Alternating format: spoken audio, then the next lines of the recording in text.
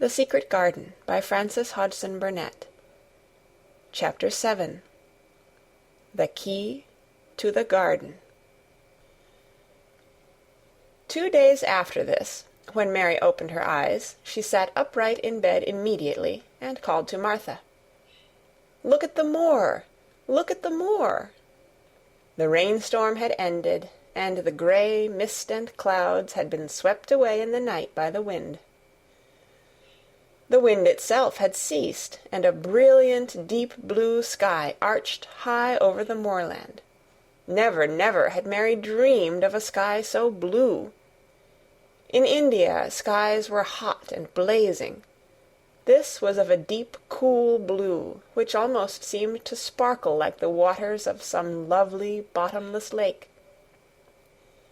And here and there, high, high in the arched blueness, floated small clouds of snow-white fleece.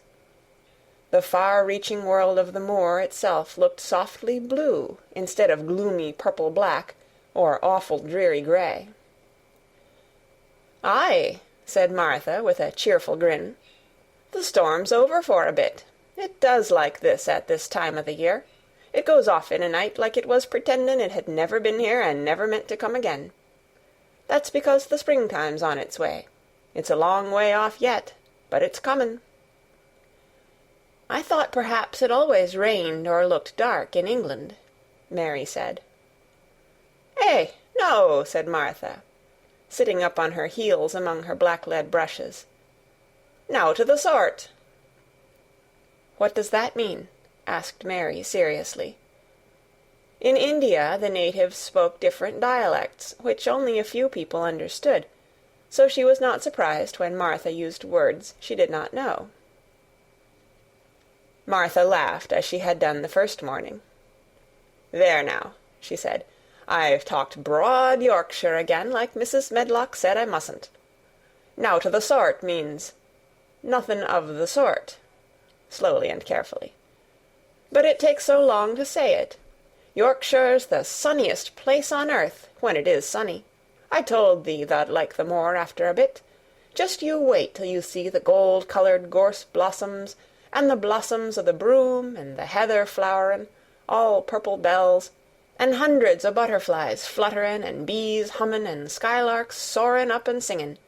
You'll want to get out on it at sunrise and live out on it all day like Dickon does." "Could I ever get there?" asked Mary wistfully, looking through her window at the far-off blue. It was so new and big and wonderful, and such a heavenly color. "I don't know," answered Martha. "Tha's never used thy legs since thou was born, it seems to me. Tha couldn't walk 5 mile. It's 5 mile to our cottage." "I should like to see your cottage."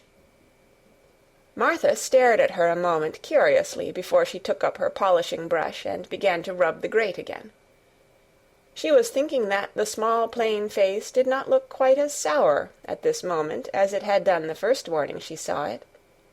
It looked just a trifle like little Susan Ann's, when she wanted something very much. "I'll ask my mother about it," she said. "She's one of them that nearly always sees a way to do things. It's my day out today, and I'm going home. I am glad. Mrs. Medlock thinks a lot of mother. Perhaps she could talk to her." "I like your mother," said Mary. "I should think tha did," agreed Martha, polishing away. "I've never seen her," said Mary. "No, tha hasn't," replied Martha. She sat up on her heels again and rubbed the end of her nose with the back of her hand, as if puzzled for a moment. But she ended quite positively. "Well, she's that sensible and hard-workin' and good-natured and clean that no one could help liking her whether they'd seen her or not. When I'm going home to her on my day out, I just jump for joy when I'm crossin' the moor." "I like Dickon," added Mary, "and I've never seen him." "Well," said Martha stoutly, "I've told thee that the very birds likes him, and the rabbits, and wild sheep and ponies, and the foxes themselves. I wonder," staring at her reflectively, "what Dickon would think of thee." "He wouldn't like me," said Mary in her stiff, cold little way. "No one does." Martha looked reflective again. "How does thou like thysel'?" she inquired, really quite as if she were curious to know. Mary hesitated a moment and thought it over. "Not at all, really," she answered. "But I never thought of that before." Martha grinned a little as if at some homely recollection. "Mother said that to me once," she said.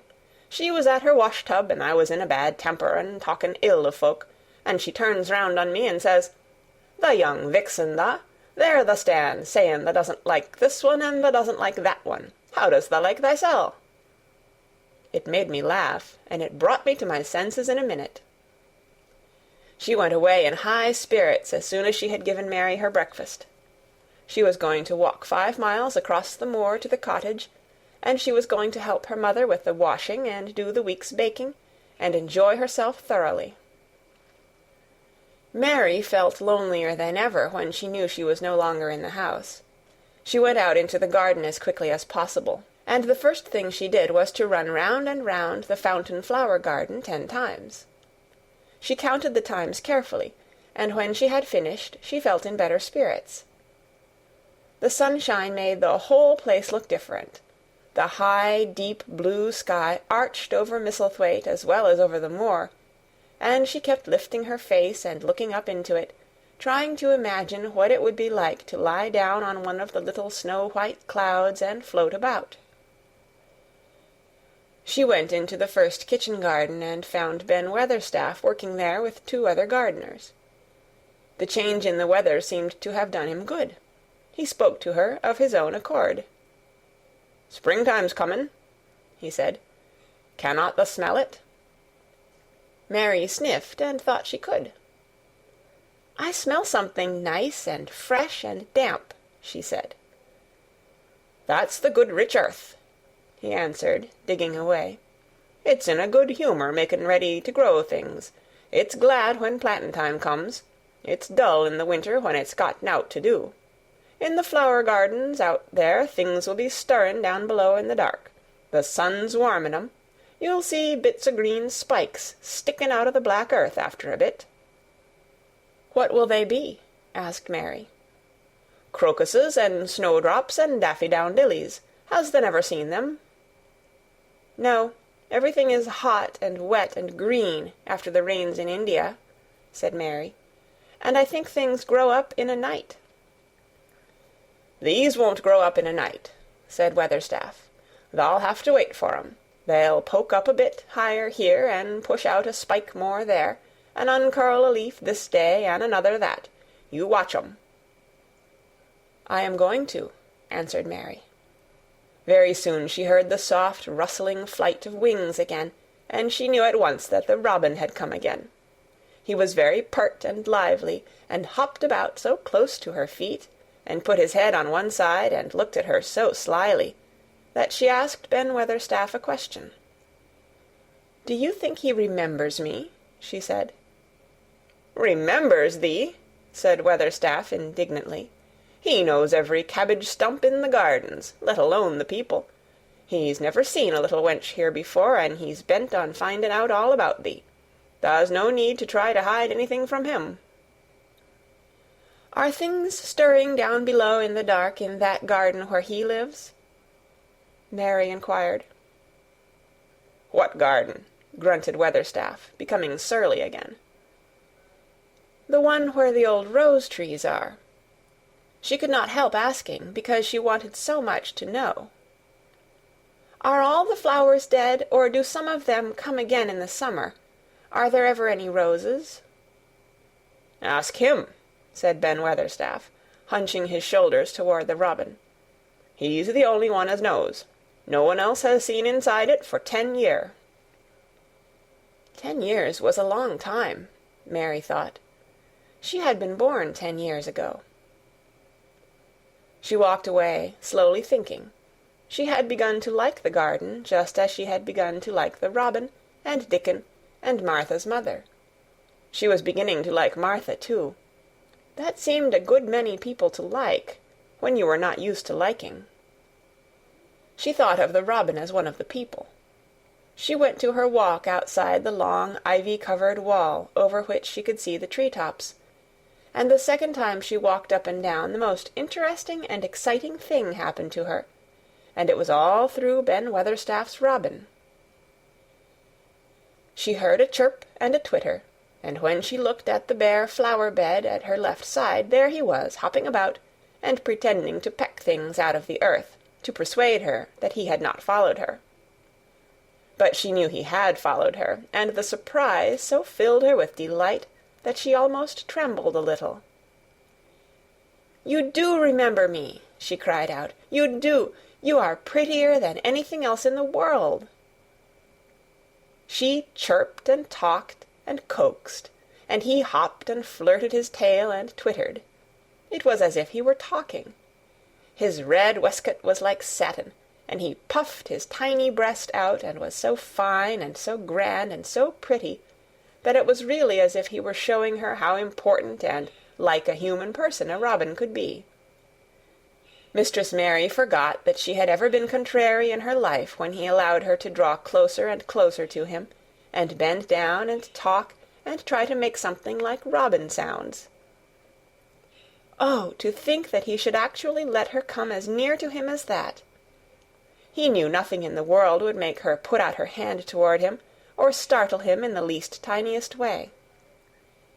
He knew it because he was a real person, only nicer than any other person in the world. She was so happy that she scarcely dared to breathe. The flower-bed was not quite bare. It was bare of flowers because the perennial plants had been cut down for their winter rest, but there were tall shrubs and low ones which grew together at the back of the bed, and as the robin hopped about under them she saw him hop over a small pile of freshly turned-up earth. He stopped on it to look for a worm. The earth had been turned up because a dog had been trying to dig up a mole, and he had scratched quite a deep hole. Mary looked at it, not really knowing why the hole was there, and as she looked she saw something almost buried in the newly turned soil. It was something like a ring of rusty iron or brass, and when the robin flew up into a tree near by she put out her hand and picked the ring up. It was more than a ring, however. It was an old key, which looked as if it had been buried a long time. Mistress Mary stood up and looked at it with an almost frightened face as it hung from her finger. "Perhaps it has been buried for 10 years," she said in a whisper. "Perhaps it is the key to the garden." End of chapter 7.